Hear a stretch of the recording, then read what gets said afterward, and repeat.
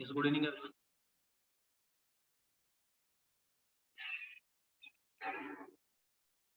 We'll wait for 5 minutes. तो 5 minute रुक के बाकी लोग तब तक ज्वाइन हो जाएंगे और फिर हम लोग स्टार्ट करते हैं। Okay sir.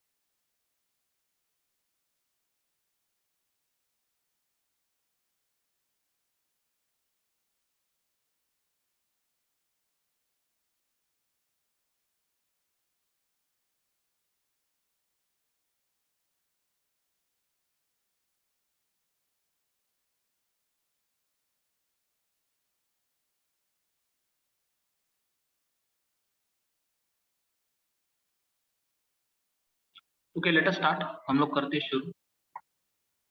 कल हमने वर्किंग कैपिटल का पार्ट शुरू किया था। ओके, वर्किंग कैपिटल मतलब कैपिटल का वो पार्ट जो हम लोग रॉ मटेरियल या फिर जो लेबर है या फिर जो डे टू डे एक्टिविटीज के लिए भी खर्चा जरूरी है, उसके लिए जो हम लोग कैपिटल इस्तेमाल करेंगे उसको हम लोग वर्किंग कैपिटल कहेंगे। ओके, कोई भी बिजनेस में वर्किंग कैपिटल जो है वो जरूरी होता है, लेकिन अगर वो बिजनेस मैन्युफैक्चरिंग बिजनेस है और सेट बिजनेस है, मतलब उसको काफी साल हो गए हैं, तो वहां पे वर्किंग कैपिटल जो है उसकी रिक्वायरमेंट थोड़ी कम लगती है, रिजर्व जो है वो कम लगता है।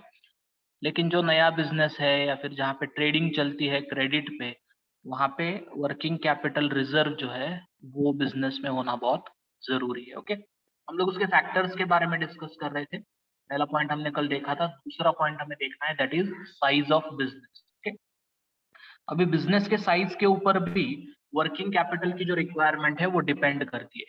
जितना बड़ा बिजनेस होगा उतना वर्किंग कैपिटल जो है वो ज्यादा लगेगा। ओके, और जितना छोटा बिजनेस होगा उतना वर्किंग कैपिटल कम लगेगा। फॉर एग्जाम्पल, एक छोटी दुकान है, ओके, उसको वर्किंग कैपिटल रिक्वायरमेंट जो है वो कम लगेगी। लेकिन अगर कोई फैक्ट्री है या फिर कोई मैन्युफैक्चरिंग यूनिट है तो वहां पे जो है वर्किंग कैपिटल की रिक्वायरमेंट बहुत ज्यादा लगेगी। तो जैसे ही बिजनेस का साइज बढ़ेगा, ओके, वैसे रिक्वायरमेंट जो है वर्किंग कैपिटल की वो बढ़ती जाएगी। ओके, उसके बाद वॉल्यूम ऑफ सेल्स है। सेल्स जो है वो भी एक इम्पॉर्टेंट चीज होती है बिजनेस में। सेल्स हम लोग क्या करते हैं, गुड्स, जो गुड्स हम लोग बनाएंगे वही हम लोग बेचेंगे। ओके, तो सेल्स का जो है डायरेक्ट रिलेशन होता है वर्किंग कैपिटल के साथ। क्यों? क्योंकि अगर सेल्स बढ़ गया तो फिर प्रोडक्शन की रिक्वायरमेंट भी बढ़ जाएगी। फॉर एग्जाम्पल, अभी समझो दिवाली नजदीक आने वाली है। ओके, तो दिवाली में लोग जो है कपड़े खरीदते हैं, नए कपड़े खरीदते हैं। तो अभी आपका समझो कपड़े का बिजनेस है, आप कपड़े मैन्युफैक्चरिंग कर रहे हो और आपको पता है कि अभी दिवाली आने वाली है, तो आपको जो है कपड़े की मांग जो है, मार्केट में डिमांड जो है कपड़े की वो बढ़ जाएगी। तो आपको पता है कि कपड़े की रिक्वायरमेंट बहुत है। ओके, तो आप जो है प्रोडक्शन बढ़ाओगे अभी, तो आपकी वर्किंग कैपिटल की रिक्वायरमेंट जो है वो बढ़ जाएगी। आप प्रोडक्शन करोगे, समझो आपके कपड़े अच्छे हैं और आपको रिस्पॉन्स भी अच्छा मिल रहा है, आपका सेल्स भी अच्छा है, तो दिन ब दिन आपकी रिक्वायरमेंट जो है वो बढ़ती जाएगी। तो जैसे सेल्स बढ़ता जाएगा वैसे वर्किंग कैपिटल की रिक्वायरमेंट जो है वो भी बढ़ती जाएगी। ओके, तो सेल्स जो है उसका भी असर होता है वर्किंग कैपिटल के ऊपर। जितना ज्यादा सेल्स बढ़ेगा उतना प्रोडक्शन भी बढ़ाना पड़ेगा, और जितना प्रोडक्शन बढ़ेगा उतना वर्किंग कैपिटल का रिक्वायरमेंट जो है वो भी बढ़ेगा। ओके, उसके बाद है प्रोडक्शन साइकिल। ओके, अभी ये प्रोडक्शन साइकिल क्या है इसका मैंने यहाँ पे एक डायग्राम दिखा दिया है आपको। हर एक बिजनेस में एक फेज आता है। ओके, जैसे शुरू में जो है बिजनेस एक्सपांशन की तरफ बढ़ता है, फिर उसके बाद एक ऐसे पॉइंट पे आता है जहाँ पे बिजनेस बहुत सक्सेसफुल हो जाता है। ओके, बिजनेस जो है आपका बहुत ही अच्छे से चलता है। फिर मार्केट में कंपटीशन आ जाता है, तो धीरे धीरे जो है आपका बिजनेस रिसेशन की तरफ बढ़ता है, या फिर मार्केट में कंडीशंस कुछ ऐसे आ जाते हैं जैसे पिछले साल अचानक से कोरोना आया, तो पूरा मार्केट जो है वो थम सा गया जैसे। ओके, तो बहुत सारे बिजनेस ऐसे हुए कि जो रिसेशन में चले गए। रिसेशन मतलब मंदी जिसको कहते हैं हम लोग। ओके, रिसेशन के बाद और नीचे जाता है वो phase, that is called as depression. फिर ऐसी सिचुएशन आ जाती है जहां पे आपको लगता है कि आपको बिजनेस बंद कर देना चाहिए। कुछ दिन ऐसे रहेंगे जहां पे शायद आपका कुछ भी सेल नहीं होगा। ओके, लेकिन आपको जो है सस्टेन करना है। फिर धीरे धीरे जो है मार्केट खुलने लगेगा, तो रिकवरी हो जाएगी। फिर धीरे धीरे फिर से बिजनेस जो है आपका एक्सपांड होता जाएगा। फिर वापस से कंडीशन नॉर्मल हो जाएगी, तो आप फिर से एक अच्छे पॉइंट पे आ जाओगे। फिर कुछ सालों के बाद वापस हम लोग रिसेशन पीरियड की तरफ जाएंगे, फिर डिप्रेशन पीरियड की तरफ जाएंगे, फिर से रिकवरी शुरू हो जाएगी, फिर एक्सपांशन होगा, फिर आप पीक पीरियड पे चले जाओगे। तो ये जो है this is called as business cycle. Okay, ये घूमता रहता है। हर एक बिजनेस में जो है ये फेज आता रहता है। ओके, हर एक बिजनेस में ये फेज जो है वो आता रहता है। बिजनेस शुरू शुरू में जो है एक्सपांशन की तरफ जाता है, फिर एक ऐसे पॉइंट पे आ जाता है बिजनेस जहाँ पे वो सबसे अच्छा चलता है। फिर मार्केट में कंडीशन चेंज हो जाते हैं, बिजनेस की हालत जो है वो दिन ब दिन थोड़ी सी कम होती जाती है। फिर ऐसा पॉइंट आ जाता है जहाँ पे बिजनेस बहुत ही कम चलने लगता है। फिर से कुछ ना कुछ तो भी हम लोग करके बिजनेस को और बढ़ाने की कोशिश करते हैं, और फिर से हम लोग एक्सपांशन की प्रोसेस में आ जाते हैं, तो रिकवरी, एक्सपांशन, फिर से सारी प्रोसेस जो है वो शुरू हो जाती है। ओके, अभी जब हम लोग एक्सपांशन और पीक की तरफ जाते हैं, मतलब बिजनेस जो है जब अपवर्ड मूवमेंट देता है, ओके, उसको कहा जाता है boom. Okay, it is called as boom. तो जब बिजनेस अपवर्ड मूवमेंट में है, ओके, उसको बूम कहा जाएगा। और जब बिजनेस डाउनवर्ड मूवमेंट में होता है उसको कहा जाता है recession. Okay, that is called as recession. तो बूम मतलब क्या? जहां पे आपका बिजनेस बहुत ही अच्छे से चल रहा है। तो बिजनेस अच्छे से चल रहा है मतलब आपका सेल्स अच्छा है। ओके, तो जहां पे आपका सेल्स अच्छा है वहां पे आपको स्टॉक बढ़ाने की जरूरत पड़ेगी, आपको और प्रोडक्शन करना पड़ेगा, आपको और रॉ मटेरियल परचेस करना पड़ेगा ताकि आप ज्यादा से ज्यादा प्रोडक्शन कर सकते हो। तो आपकी वर्किंग कैपिटल की रिक्वायरमेंट जो है वो भी वहां पे इंक्रीज हो जाएगी। ओके, और जैसे ही आप रिसेशन पीरियड में आ जाओगे, मतलब जहां पे आपका सेल्स कम होने लगा है, फिर आप क्या करोगे? प्रोडक्शन नहीं करोगे, जितना माल ऑलरेडी बनाया है उसको ही बेचने की कोशिश करोगे आप। तो वहां पे आपकी वर्किंग कैपिटल की रिक्वायरमेंट जो है वो कम हो जाएगी। ओके, तो बिजनेस साइकिल में जहां पे बूम पीरियड है, मतलब जहां पे सेल्स अच्छा चल रहा है, इंक्रीज हो रहा है, वहां पे वर्किंग कैपिटल की रिक्वायरमेंट ज्यादा होगी, क्योंकि आपको प्रोडक्शन भी ज्यादा करना पड़ेगा, रॉ मटेरियल की जरूरत ज्यादा लगेगी, तो वहां पे वर्किंग कैपिटल रिक्वायरमेंट इंक्रीज हो जाएगी। लेकिन जहां पे रिसेशन पीरियड है, जहां पे इकोनॉमी जो है वो डाउन चल रही है, मार्केट में इतना सेल्स नहीं हो रहा है, पूरा मार्केट स्लो हो रहा है, वहां पे फिर आपको जो है नया स्टॉक बनाने की जरूरत नहीं है। आप जो है वहां पे प्रोडक्शन नहीं करोगे, तो सेल्स आपका कम है, तो उसकी वजह से प्रोडक्शन भी कम हो जाएगा, और फिर आप जो है वर्किंग कैपिटल इतना ज्यादा नहीं लगेगा आप। ओके, तो during boom the working capital requirement will increase, and during recession it will decrease.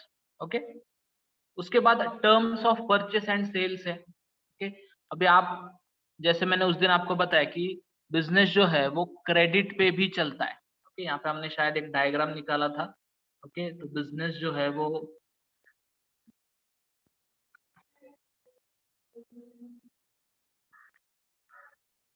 Yes,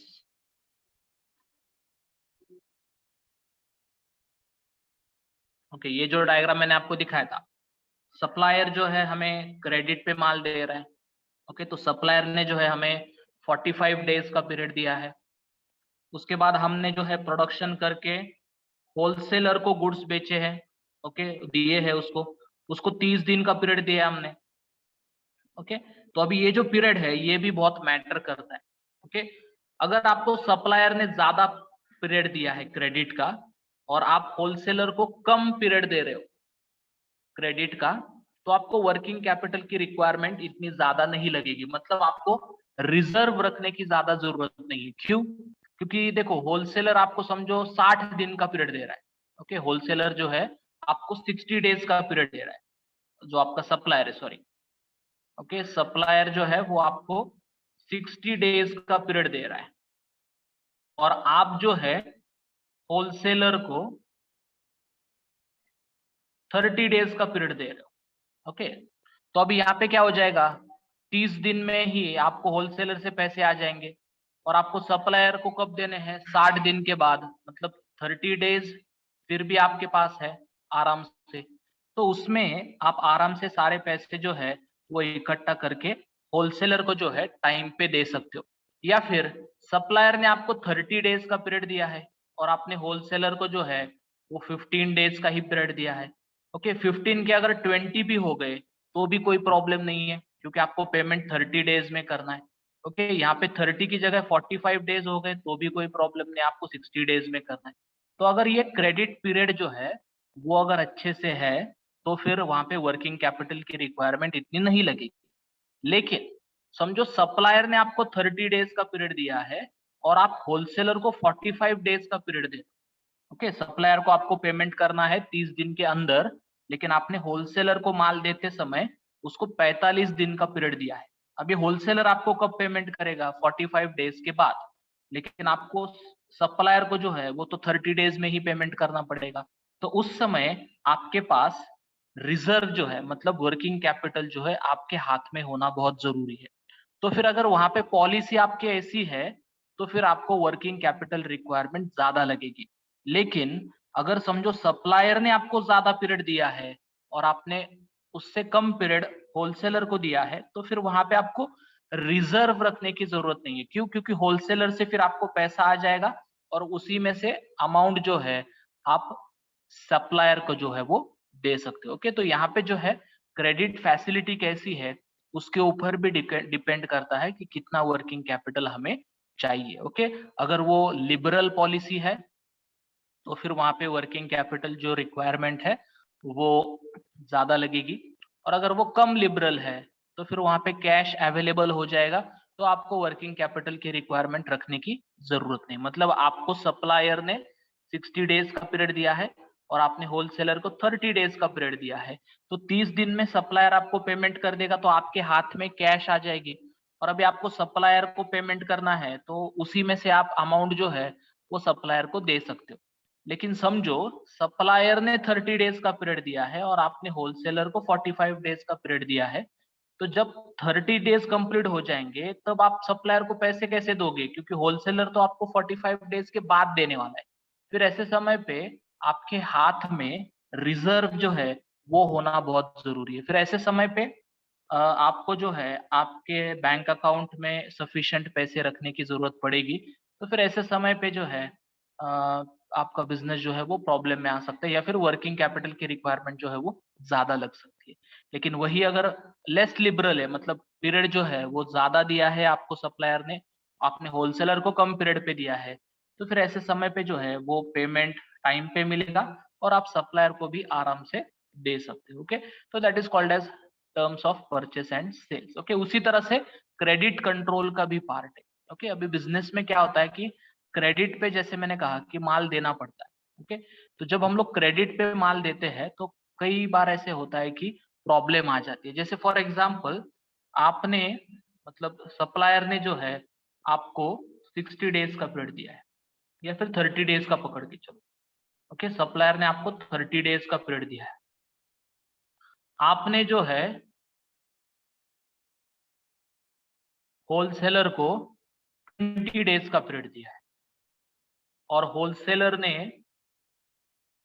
retailer को 10 डेज का पीरियड दिया है। रिटेलर ने कस्टमर को 7 डेज का पीरियड दिया है। ओके, ये सब जो है this is credit period. Okay, तो समझो अभी डेट के साथ एग्जांपल लेते तो आपको और अच्छे से जो है कंसेप्ट समझ में आ सकती है। ओके, समझो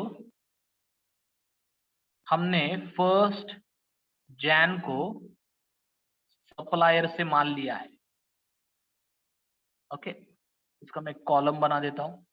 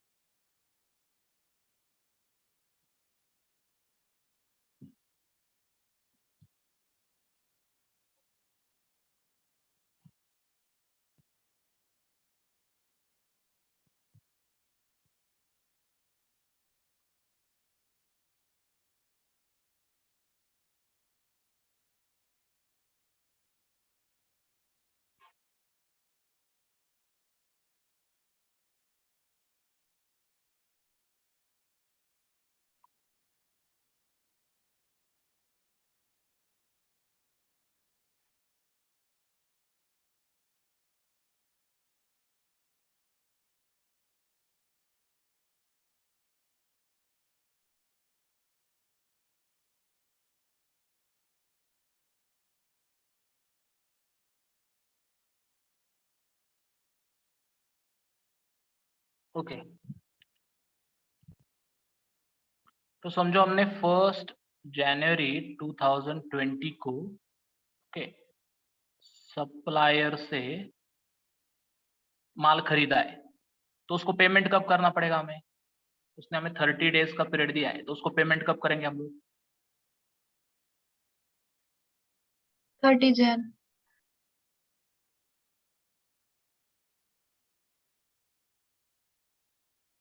आवाज आ रही है सबको? Yes, 30 sir. Jain.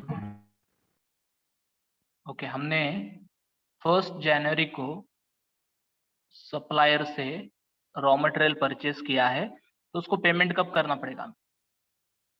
31st Jan.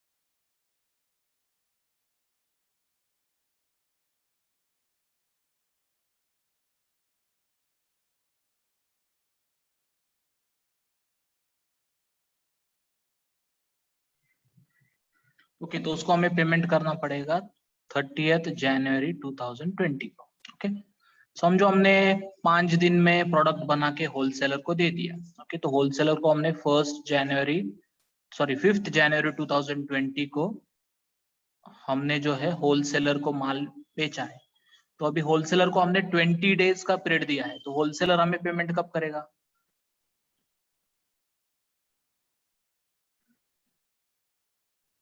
हमने 5 तारीख को 25 जैन।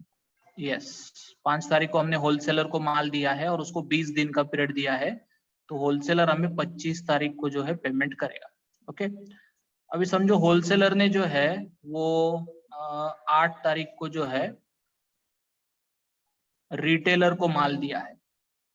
ओके, और उसको 10 दिन का पीरियड दिया है, तो रिटेलर उसको कब पेमेंट करेगा? 18 जैन। 18 तारीख को पेमेंट करेगा। ओके, समझो 10 तारीख को रिटेलर ने कस्टमर को माल बेचा है,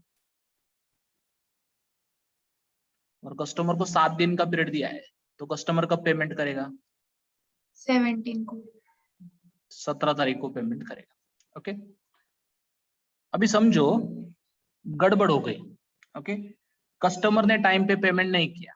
समझो ऐसे हुआ कि कस्टमर ने जो है वो 20 तारीख को पेमेंट कर दिया है, 20 जनवरी 2020, मतलब 3 दिन लेट हो गए। ओके, तो समझो कस्टमर ने 3 दिन लेट कर दिया। ओके, और फिर रिटेलर के घर पे शादी थी तो वो 2-3 दिन नहीं था, तो समझो 1 हफ्ता लेट हो गया। तो फिर रिटेलर अभी होलसेलर को कब पेमेंट करेगा? 1 हफ्ता लेट हो गया, उसको करना था 18 तारीख को, लेकिन अभी 1 हफ्ता लेट हो गया, तो वो कब पेमेंट करेगा? 25 तारीख को। ओके, उसने समझो 25 तारीख को पेमेंट कर दी।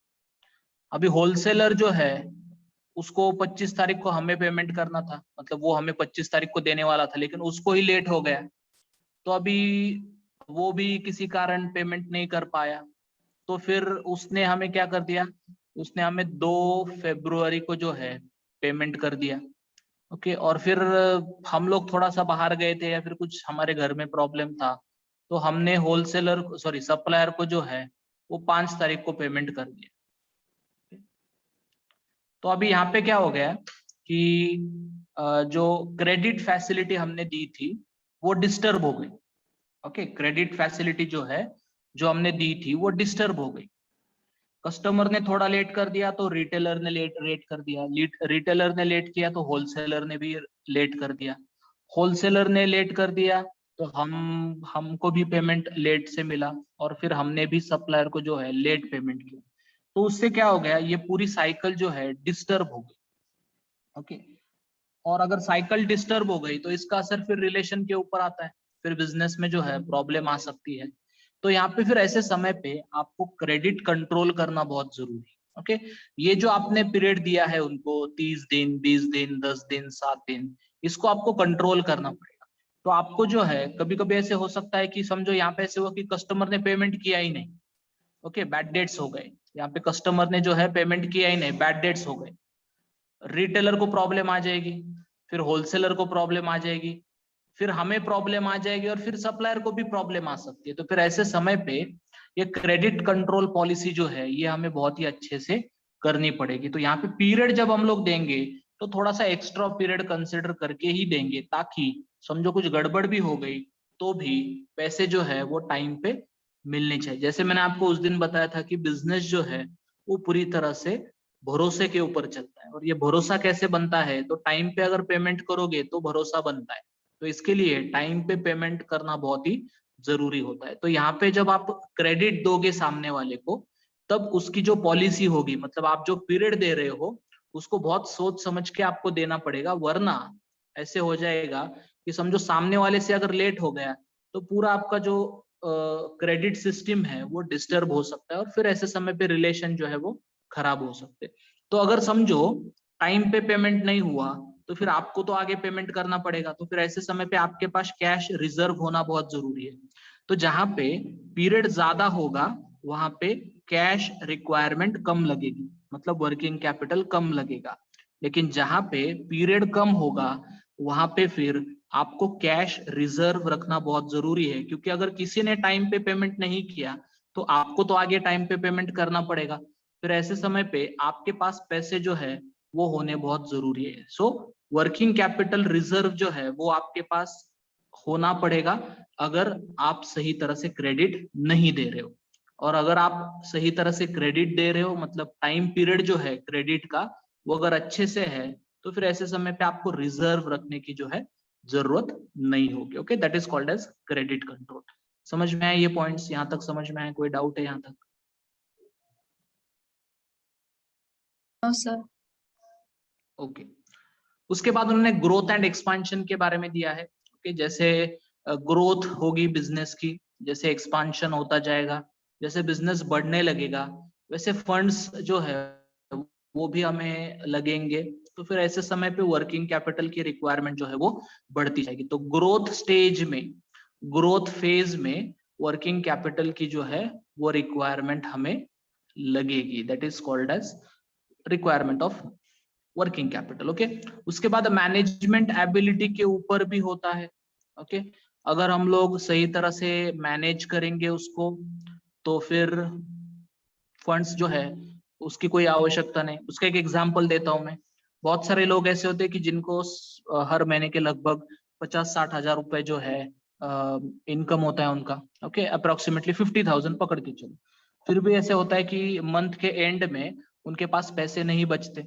और कुछ लोग ऐसे होते हैं कि जिनको मंथली 15-20,000 ही मिलते हैं, लेकिन फिर भी पूरा महीना जो है वो आराम से उनका कट जाता है। अभी ये कैसे पॉसिबल हो सकता है? तो it is because of their skills. Okay, उनकी एबिलिटी के ऊपर ये डिपेंड होता है। कुछ लोग ऐसे होते हैं कि जो कम इनकम में भी सरवाइव कर लेते हैं, और कुछ लोग ऐसे होते हैं जिनके पास ज्यादा इनकम होने के बावजूद भी उनके हाथ में पैसा नहीं रुकता। क्यों? क्योंकि उसको वो सही तरह से मैनेज नहीं कर पाते, उनको ये समझ में नहीं आता कि उसको कैसे प्रॉपरली यूज करना है। तो बिजनेस में भी ऐसे होता है कि अगर मैनेजमेंट अच्छा है, मैनेजमेंट अगर एफिशिएंट है, मैनेजमेंट के पास अगर स्किल्स है, तो फिर वो उस पैसे का इस्तेमाल सही तरह से कर सकते हैं। तो वो कम से कम कॉस्ट में ज्यादा से ज्यादा प्रोडक्शन जो है वो ले सकते हैं। तो वहां पे फिर वर्किंग कैपिटल की रिक्वायरमेंट जो है वो कम लगेगी। लेकिन अगर मैनेजमेंट इतना अच्छा नहीं है तो फिर वहां पे क्या हो सकता है कि वर्किंग कैपिटल जो है वो ज्यादा लग सकता है। कुछ मैनेजमेंट ऐसे होते हैं कि जहां पे वो सोचते हैं कि हमें स्टॉक बना के रखना चाहिए। कुछ मैनेजमेंट ऐसे होती है कि जहां पे उनको लगता है कि जैसे ऑर्डर आएगी हम लोग बना के भेजेंगे। तो दोनों जगह पे वर्किंग कैपिटल की रिक्वायरमेंट अलग अलग होगी। अगर हमें स्टॉक करके रखना है तो फिर वर्किंग कैपिटल ज्यादा लगेगा, क्योंकि फिर हमें बना के रखना है, बाद में उसको बेचना है, बाद में पैसे आएंगे, लेकिन सप्लायर को तो पहले ही देने पड़ेगा। तो ऐसे समय पे कैश रिजर्व हमारे पास होना बहुत जरूरी है। लेकिन अगर जैसे ऑर्डर आई वैसे हम लोग बना के अगर बेच रहे तो इमीडिएटली जो है हमें पैसे मिल सकते हैं, और फिर उससे जो है हम लोग पेमेंट टाइम पे कर सकते हैं। तो फिर वहां पे रिजर्व की जो आवश्यकता है वो हमें कम लग सकती है। तो मैनेजमेंट के ऊपर ये डिपेंड होता है किस तरह से हम लोग कैपिटल को मैनेज करते हैं, और उसके ऊपर फिर वर्किंग कैपिटल रिक्वायरमेंट जो है वो डिपेंड होती है। और लास्ट में है दैट इज एक्सटर्नल फैक्टर्स। अभी कई बार ऐसे होता है कि एक्सटर्नल फैक्टर्स भी असर करते हैं। जैसे हमने किसी लोन लिया है किसी बैंक से और उन्होंने जो है इंटरेस्ट बढ़ा दिया है, ओके, या फिर उन्होंने कुछ टर्म्स चेंज कर दिए। तो फिर ऐसे समय पे हमें उनको जो है वो ज्यादा पेमेंट करना पड़ेगा, खर्चे बढ़ जाएंगे, तो फिर वहां पे जो है हमें ज्यादा खर्च करना पड़ेगा। तो फिर ऐसे समय पे वर्किंग कैपिटल की रिक्वायरमेंट बढ़ सकती है। और समझो ऐसे हो गया कि बैंक ने इंटरेस्ट रेट कम कर दिया, तो हमारा इंटरेस्ट बच जाएगा, तो वही पैसे हम लोग जो है प्रोडक्शन में इस्तेमाल कर सकते हैं। तो फिर वहां पे वर्किंग कैपिटल रिक्वायरमेंट जो है कम लग सकती है। ओके, समझ में आया factors of working capital?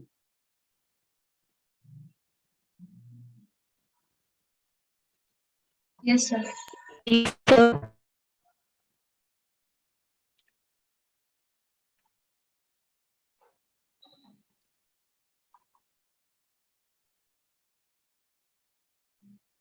Okay, तो यहीं तक था हमारा पार्ट, क्योंकि इसके आगे जो है that is capital structure. Okay, और ये कैपिटल स्ट्रक्चर का पार्ट जो है इसको सिलेबस से हटा दिया है।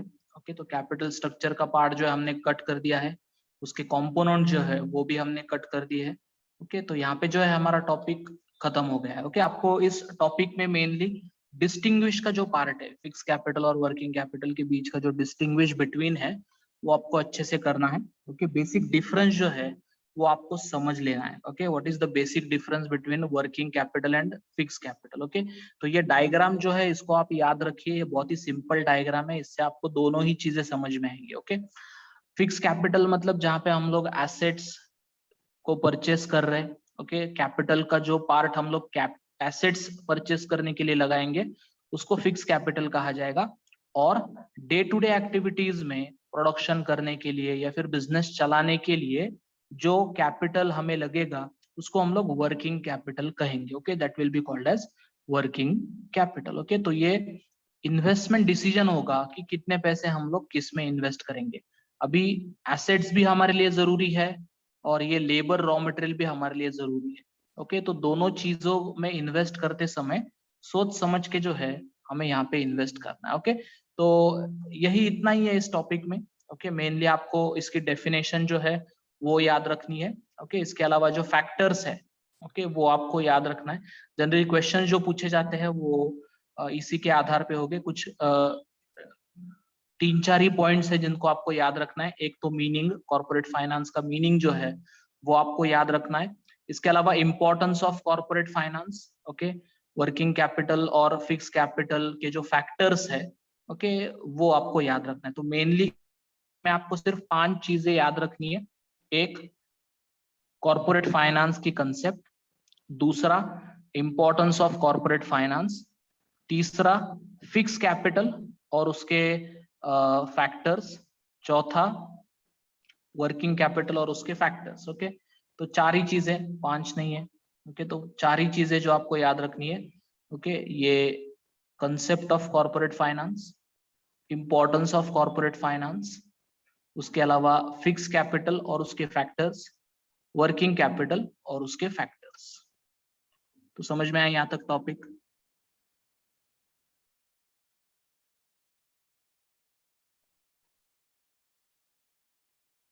Yes, have you understood clear? Yes, no, कोई रिस्पांस आपकी तरफ से? सब लोगों Yes, का sir. सब लोगों का रिस्पांस मुझे एक्सपेक्टेड है। जितना आप कम्युनिकेट करोगे मेरे साथ उतना मुझे भी अच्छा लगेगा, और मैं और अच्छे से आपको जो है डिस्कस करके समझा सकता हूँ। और जितना आप चुप रहोगे उतना फिर ऐसे हो सकता है कि शायद आपका ध्यान नहीं होगा और फिर आपकी कंसेप्ट मिस हो जाएगी। ओके, यहाँ पे याद रखिए पूरा कंसेप्चुअल पार्ट है। जितना आपको कंसेप्ट समझ में आएंगे उतना आपको ये सब्जेक्ट जो है इजी होता जाएगा। ओके, कुछ चीजें ऐसी होगी जहाँ पे आपको थोड़ा बहुत रट्टा मारना पड़ेगा, जैसे डेफिनेशंस का पार्ट है, वहां पे फिर आपको उसको बाय हार्ट करना पड़ेगा। लेकिन जहाँ पे आपको आंसर इन ब्रीफ करना है, जहाँ पे आपको एक्सप्लेन करना है, वहां पे आपको रट्टा मारने की कोई जरूरत नहीं है। आप अपने लैंग्वेज में भी उसको लिख सकते हो, you can write in your own language. लेकिन अपने लैंग्वेज में लिखने के लिए लैंग्वेज तो इंग्लिश ही होगी। ओके, बस आपकी सोच होगी वहां पे जो आप इंग्लिश लैंग्वेज में लिखोगे। तो उसके लिए पहले आपको कंसेप्ट समझना बहुत जरूरी है। तो जब आपको कंसेप्ट समझ में आएगी तभी आप उसको अच्छे से लिख सकते हो। ओके, तो इसको आज एक बार फिर से पढ़िए। ओके, यहाँ तक जो हमने लिया है इसको एक बार आप फिर से पढ़िए, देखिए आपको सही तरह से समझ में आ रहा है क्या। अगर इनकेस कोई डाउट है तो फिर कल उसके बारे में हम लोग डिस्कस करेंगे। और फिर हम लोग परसों के दिन जो है इसके ऊपर एक टेस्ट लेंगे, ऑनलाइन टेस्ट होगी, एमसीक्यू टाइप। मैं आपको क्वेश्चन पेपर भेज दूंगा ग्रुप के ऊपर। आपको जैसे दिन भर टाइम मिले आप उसको अटेम्प्ट कर दीजिए, और फिर हम लोग आगे की तरफ बढ़ेंगे। ओके, कल अगर कोई डाउट्स है तो फिर हम लोग उस डाउट्स के ऊपर डिस्कशन करेंगे। अगर कोई डाउट नहीं है तो फिर हम लोग जो है नेक्स्ट टॉपिक की तरफ बढ़ेंगे, दूसरा टॉपिक जो होगा उसकी तरफ बढ़ेंगे हम लोग। ओके, तो आप इसको आज फिर से एक बार बुक में से पढ़ लीजिए। ओके, नोट्स का काम थोड़ा सा चल रहा है मेरा, ऑलमोस्ट कंप्लीट होने का है। जैसे ही कंप्लीट हो जाएगा मैं आपको दे दूंगा। तब तक जो है आप टेक्स्ट बुक में से रेफर कर सकते हो। ओके, 2-3 ही पॉइंट्स है जिनको आपको पढ़ना है, तो इसको एक बार पढ़ लीजिए, देखिए आपको ये समझ में आया है कि नहीं। एक बार उसको पढ़िए और याद करने की कोशिश कीजिए कि आपको ये आ रहा है कि नहीं आ रहा है। और इनकेस अगर नहीं आ रहा है, कोई डाउट्स है, तो उसको आप कल मुझे पूछिए, हम लोग उसको क्लियर करेंगे और फिर नेक्स्ट टॉपिक की तरफ बढ़ेंगे। इनकेस अगर कोई डाउट नहीं है तो फिर हम लोग कल से जो है नेक्स्ट वाला पार्ट शुरू कर सकते हैं। Okay, excuse me sir. Yes Riya. Sir वो वर्किंग कैपिटल के जो फैक्टर्स है उसमें नेचर ऑफ बिजनेस का जो पॉइंट था, वो डीमार्ट का जो आपने एग्जांपल दिया था, तो वो पब्लिक यूटिलिटी कंसर्न में नहीं आएगा ना? वो Public trading firm, utility, yes, वो it will be in trading concern, not in public utility concern. Public utility में जनरली क्या होता है कि वहां पे रॉ मटेरियल रिक्वायरमेंट कम लगती है। ओके, जैसे फॉर एग्जांपल देता हूँ मैं, और एक एग्जांपल देता हूँ मैं आपको। एसटी सर्विस होती है। ओके, हम लोग जो स्टेट ट्रांसपोर्ट का मतलब स्टेट ट्रांसपोर्ट को जो हम लोग इस्तेमाल करते हैं, now that is a public utility service. Okay, public utility का मतलब क्या होता है कि जो पब्लिक के काम में आने वाली सर्विसेज होती है उसको पब्लिक यूटिलिटी सर्विस कहा जाता है। जैसे इलेक्ट्रिसिटी प्रोडक्शन है, ट्रांसपोर्टेशन है, गैस है, इलेक्ट्रिसिटी है। ओके, तो वहां पे रॉ मटेरियल जो लगता है, ओके, वो जनरली एक तो फ्री होता है या फिर कम लगता है। जैसे फॉर एग्जांपल सोलर एनर्जी है, तो वहां पे सोलर एनर्जी के लिए पैनल्स के लिए पैसे लगेंगे, वो पैनल बिठाने के लिए पैसे लगेगा, तो वहां पे फिक्स कैपिटल की रिक्वायरमेंट तो ज्यादा होगी। लेकिन वर्किंग कैपिटल की रिक्वायरमेंट जो है वो इतनी नहीं होगी, कम हो जाएगी कंपेयर टू अदर बिजनेसेस। या फिर अभी जैसे मैंने कहा कि एसटी का एग्जांपल लो, स्टेट ट्रांसपोर्टेशन का, तो अभी एसटी बसेस में एसटी जो है उसको बनाने के लिए खर्चा आएगा, लेकिन बाद में उसको चलाने के लिए सिर्फ डीजल और ड्राइवर कंडक्टर का जो है वही एक्सपेंस बेयर करना पड़ेगा। तो कंपेयर टू प्रोडक्शन मैन्युफैक्चरिंग यहाँ पे वर्किंग कैपिटल की रिक्वायरमेंट कम होगी, लेकिन जहाँ पे ट्रेडिंग बिजनेस है, जहाँ पे मैन्युफैक्चरिंग बिजनेस है, वहां पे फिर वर्किंग कैपिटल की रिक्वायरमेंट जो है वो ज्यादा लगेगी। बेसिकली हमें ये देखना है कि रिजर्व हमें लगने वाला है कि ओके, तो जहां पे क्रेडिट ज्यादा है वहां पे रिजर्व रखने की जरूरत नहीं है, मतलब वहां पे वर्किंग कैपिटल आपके हाथ में नहीं होगा तो भी चल सकता है, क्योंकि फिर वहां पे कैश में आपको मिल रहा है। लेकिन जहां पे जनरली क्रेडिट पीरियड कम होता है, फिर वहां पे आपके हाथ में पैसे होने बहुत जरूरी है, तभी आप पेमेंट कर पाओगे, क्योंकि 30 दिन के बाद तो आपको खर्चे उठाने ही है। ओके, उसका और एक एग्जांपल देता हूं मैं। आपने समझो होलसेलर को 45 डेज का पीरियड दिया है, ओके, लेकिन 30 दिन के बाद तो आपको बहुत सारे खर्चे करने हैं ना। जैसे फॉर एग्जांपल अगर आपकी फैक्ट्री रेंटेड है तो आपको 30 दिन के बाद रेंट देना है, फैक्ट्री में जो लेबर है वो लेबर को पेमेंट करना पड़ेगा, लाइट बिल भरना पड़ेगा, बहुत सारे खर्चे जो 1 महीने के बाद आपको करने पड़ेंगे। तो फिर अगर आपने होलसेलर को 45 दिन का पीरियड दिया है तो होलसेलर आपको 45 डेज के बाद पैसे देगा, फिर उसके बाद आप सबका पेमेंट करोगे, तो वो पॉसिबल नहीं होगा। तो फिर ऐसे समय पे आपके पास ज्यादा पैसे होने बहुत जरूरी होते हैं, तो फिर वहां पे वर्किंग कैपिटल रिक्वायरमेंट जो है वो इंक्रीज हो जाएगी। Got it? Yes sir, thank you. Okay, तो ठीक है, फिर रुकता हूँ मैं आज। कल आप इसको आज एक बार रीड करके देखिए, इनकेस अगर कोई डाउट है तो फिर आप मुझे उस हिसाब से पूछ सकते हो। ओके। Yes sir.